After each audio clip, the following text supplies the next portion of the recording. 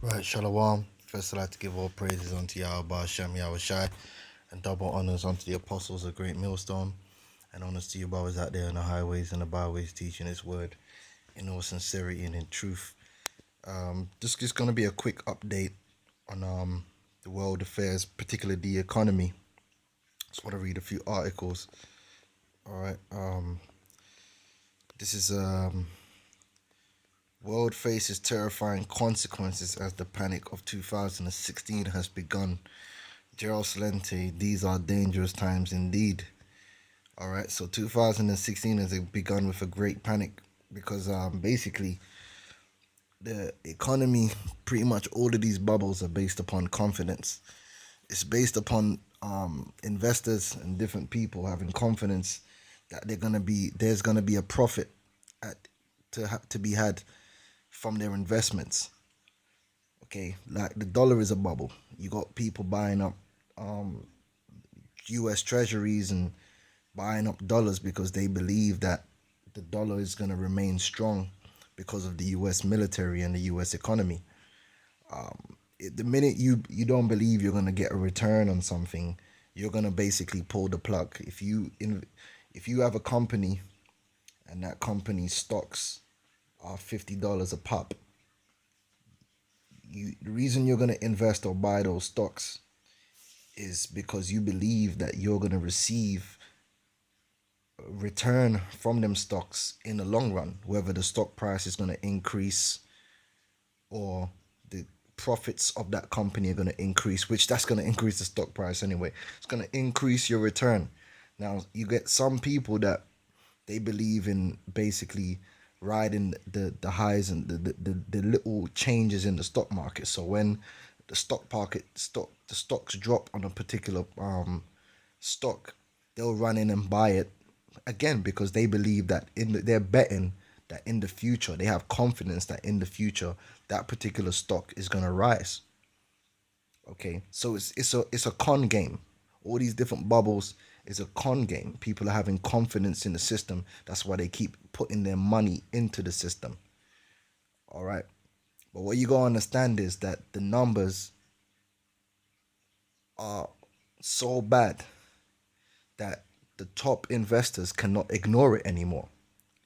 They're getting scared because it's very easy being invested in certain stocks and shares and bonds or whatever to lose everything. It's risky business, and there's gonna come a point where, based upon the numbers, the sales figures, the revenues, the reality of the economy, and the reality is that it's sick and dying, and there's gonna be a reset, meaning the value of most of the shit's gonna go to zero, and there's no guarantee that the stocks you're invested in are ever gonna return. That's how bad it is. Guys are gonna start pulling their money out of certain things and putting it into commodities which are more sure, like gold and so forth, which is gonna exaggerate that selling of their stocks. Guys who own stocks in a company, they're gonna cut their losses. That's gonna further devalue the system and destroy it. All right, and that's what you see happening now. It is my belief that this would happen naturally, and eventually the system would totally collapse on its own. But the elites are not gonna leave it to that. They're gonna collapse the system when it's beneficial to them, probably with a big false flag and whatever the case is. So they could blame it on that rather than the systemic problem of the system, which was designed to fail in the first place, right? So a lot of these big investors and people that are in the know that actually have to study the economy are starting to wake up to the fact that, hold on, the economy is not recovering, and based upon the level of debt, the 1.4 quadrillion in credit default swaps, and basically the black hole of debt which is attached to all these bubbles, the economy is destined to fall, and anyone who's invested in it is gonna lose everything they have. That's why the elites, they're already getting the hell out of there, man. Except for certain companies which they will find useful in the new world order, certain mega companies. But to the most part, they're getting out of that. Or every they're what's it? I forgot the term. They're reducing their exposure. All right. Now, this is it says within the first week of 2016, financial world now in the books, we see that it went down as the worst first week of the year for stocks in history.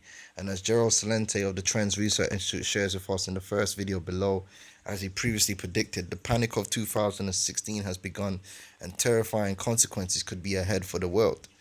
What will week two of 2016 bring us? We take a look around the headlines from Financial Stories to Sunday and see that China's attempts to control the markets have spooked the entire world as a lead into what has followed elsewhere. And now we see some great news for American travelers, though not so great for the oil and banking industry.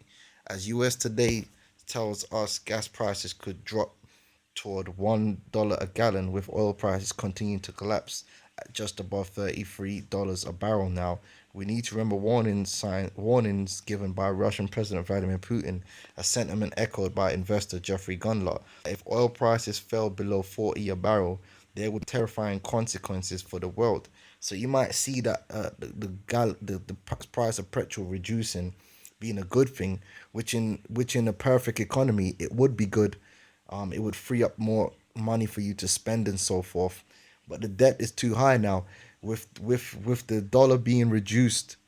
Not the dollar, the oil being reduced to what it is. That's a sign basically that consumption has dropped. There's no growth. All right, the demand for oil has dropped. Okay, because people are running out of money to buy to travel, and it getting slightly cheaper is not a good thing, so to speak, because it's really the actual amount of money people are having is not really increasing at all. All right. It says you can see Putin in 2014 in the third video below warning the world's economy would collapse if oil stayed below $80 a barrel. According to Gundlach, I hope it does not go to 40 because then something is very, very wrong with the world, not just the economy. The geopolitical consequences could be, to put it bluntly, terrifying. Another story we'll need to keep an eye out on also comes to us from China, as we learn a Chinese regulator has ordered some banks to limit their buying of US dollars in an attempt to stop the outflow of capital. We learned this move comes as China announces its biggest yearly drop in foreign exchange reserves on record in 2015. Meanwhile, Zero Hedge offers us a virtual smorgasbord of financial doom stories today, as we learn Middle Eastern markets have been massacred as equity markets plunge from Bahrain to Kuwait, while they tell us China's plunge protection team bought 1.8 trillion yuan in stocks in 2015 to help keep China afloat, which leads us to ask how much has the plunge protection team purchased here in 2015. Okay, so they're actually going up and buying up stocks to make it look like there's demand for these stocks. It says we also learn from Zero Hedge that another Greek tragedy is unfolding as we begin 2016 next week. Much more below, including economic expert Harry Dent telling Alex Jones why he believes 2016 will be the year for the collapse and conditions worse than the Great Depression in the second video. The fact that crude now sits at $33.40 a barrel is continuing its collapse, while oil stockpiles around the world continue to rise speak volumes. Yeah, because that means that the consumption is very low. That means that there is no growth. If there was growth in these world's economies and things were doing good, then there would be more consumption, but there isn't. There's no demand for the oil because basically the production is falling because people can't afford to buy no more. Okay, the credit system ain't working right. There's too much people have got too much debt. How you the thing is, you can take out credit cards and credit cards and credit cards, but there comes a point where all the interest on them credit cards, you end up paying out so much in interest that you ain't got no purchasing power no more. The game is up.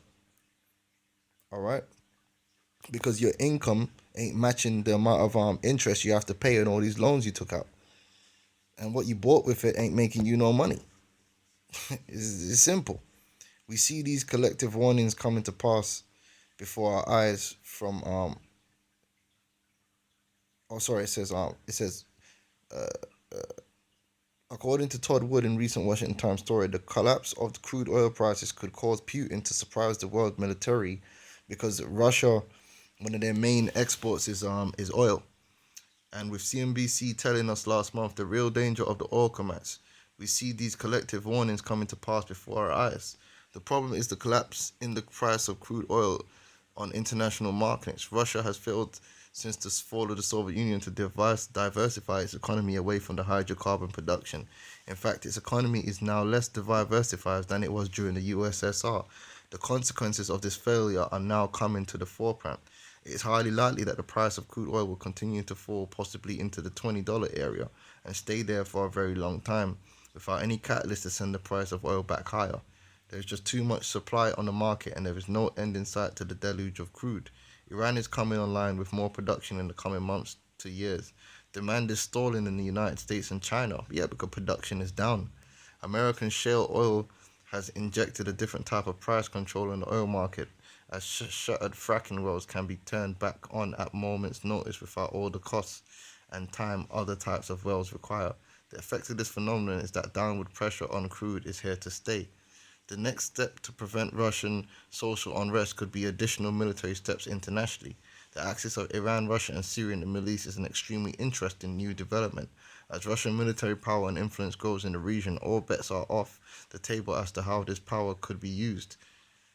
Could Russia acquire different oil production regions in the Middle East militarily? Could they stir the fires of conquest in an attempt to spike the price of crude? The one thing the world should have learned over the last decade about Mr. Putin is that he is unpredictable and not afraid to use military force when he thinks it's necessary for Russia and he can win. The West is feckless against Russian aggression with no leadership whatsoever. Putin must know a new American president will be much stronger and will embark on a program to rebuild American geopolitical power. Russia therefore has 12 months to get what it wants to protect Kremlin's hold on power domestically. These are dangerous times indeed. So all these the economy falling apart and all these different dynamics basically are leading to one thing, that these different nations are now becoming desperate. And that's all in the spirit of Yahweh Hashem Yahushai, because all these things are going to lead to war. Okay? The inevitability is that the current system isn't going to work, and it doesn't work. Okay? And it's all leading up to that great war and great death and destruction. All right? So that's what's popping, man. And as I always bring out when I'm bringing out these type of articles, it says Ecclesiastes 12:1. Remember now thy Creator in the days of thy youth, while the evil days come not, nor the years draw nigh when thou shalt say, I have no pleasure in them. So now is the time to seek the Lord, because the Lord is basically orchestrating the fall of this world, man. The bringing down of this world into great death and darkness. And it's going to happen swift. It's going to happen swift, man. When this thing is going to be like an avalanche. First, it just, and then it just flies down the mountain, man.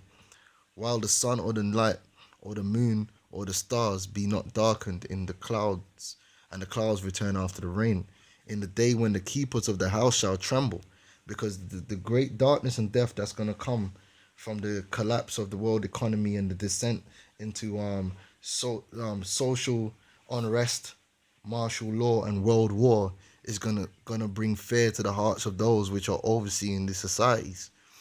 And the strong men shall bow themselves, and the grinders cease because they are few, meaning employment. Okay, which you already see employment. If production is down, that means employment is down. And those that look out the windows be darkened. Okay, those that are looking forward into the future based upon current events, in the reality are darkened, guys, like Gerard Salente. And the doors shall be shut in the streets when the sound of the grinding is low, and he shall rise up at the voice of the bird, and all the daughters of music shall be brought low. Because in that day, people ain't going to be looking for a song. People ain't going to be looking to enjoy themselves and go out and party, man. You understand what I'm saying? We're going into some seriously dark times, man. All right? And these super rich and these elites, they know what's going down, and a lot of them are already basically vacating public life after their resorts on the ground. Now, some of them could be getting killed. Some of them could be, because over the last 5-6 years, all these different billionaires and millionaires have been building basically getaways where they can hide out. And a lot of them see what's coming, but that's through the Spirit of the Lord, because a lot of them are going to be preserved for slavery, them and their families. This is from Activist Post. It says, amid stock market panic, dozens of Chinese billionaires are mysteriously disappearing. It says, amid stock market panic in China, many of the country's most prominent billionaires are disappearing without trace. So, I mean, it says here, according to Bluecard, as many as 36 companies reported executives missing from January to September. So, and this could be a phenomenon that's happening across the world. A lot of these elites are seeing that the time is coming when anything can go down, and they're gonna move for self-preservation. They're gonna go to their different bunkers or wherever that they have, and they have enough money and resources to live in them places for a long time to hide out what's going on. And you're gonna start seeing more and more of these elites disappearing, man, into their bunkers and so forth, because this shit's about to hit the fan, man, through the Spirit. Okay, so it ain't time to play games, which is all prophecy. When you go to Amos, the ninth chapter, it speaks of that, about them hiding on the ground and so forth, digging into hell. Or you think they've been building all these bunkers and safe houses for no reason? There's a reason. Okay, Amos 9:2 says, though they dig into hell, thence shall mine hand take them. Though they climb up to heaven, thence will I bring them down. And though they hide themselves in the top of Carmel, that's them mountain retreats. I will search and take them out thence. And though they be hid from my sight in the bottom of the sea, thence will I command the serpent, and he shall bite them. Okay, so that's prophecy. Okay, so with that, I'm gonna just say shalom.